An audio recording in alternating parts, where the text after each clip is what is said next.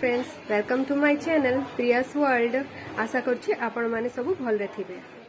तो चलंतु आज जानि नबा गुहार राई रेसिपी। प्रथमे गुहार को एमती काटी देबे, काटिकी ताको धोई देबे, काटिकी धोई देबे। पुणी तापर नेबे आलू, आलू को एमती भाबरे कट करिवे।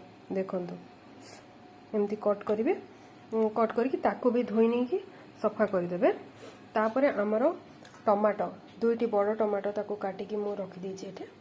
पुणी एठे बाटिची सोरिष, जीरा और रसुण एतिकी बाटिकी ताको पेस्ट बनै देबे, रखी देबे। पुणी नेबे पियाज, पियाज मु मीडियम साइज दुईटा पियाज काटी नीची, तो दुईटा पियाज काटी नेबे। पुणी आमको दरकार मरीच गुंड, एथिरे आमे हलदी गुंड जमार ऐड करबानी, आउ लुण लुण आपण स्वाद अनुसार आपण को ऐड करिवे। तो चलंतु एबे देखि नबा आमे रेसिपी आमे केमती बनेबा। एबे गैस को ऑन कर देबे, प्रेशर बसई नेबे। मु आज आपण माननकु कहबा जोछि कि प्रेशर रे आपण गुहार राई केमती बनेबे। आ जो माननकु ई पसंद बाईगण बाईगण देबे। आमे एथिरे फुटेबा सोरिष, सब तक पियाज आम ऐड करदेले, काटिके सब जाक ऐड करदबा। आलू, देन गुहार,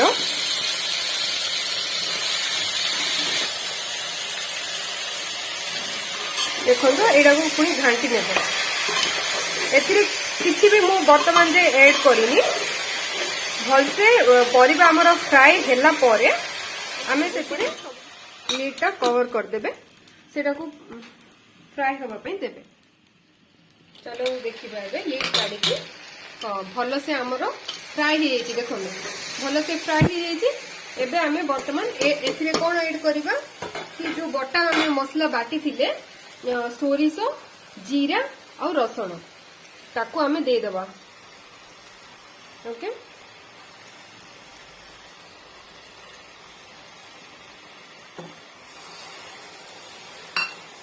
बटा मसला देला परे सेथिरे पानी संगे संगे ऐड करि नेबे,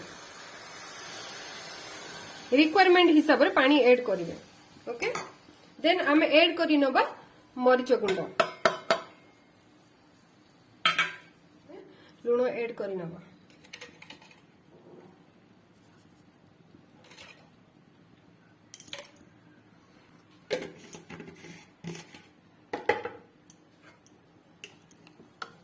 टिके सेट हैला परे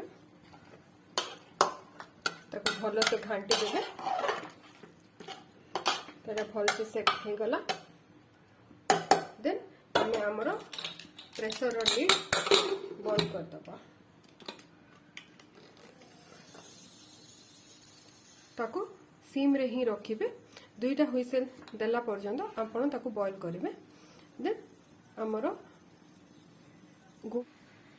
चलतु एबे मु एक्चुअली गैस बंद कर दीची।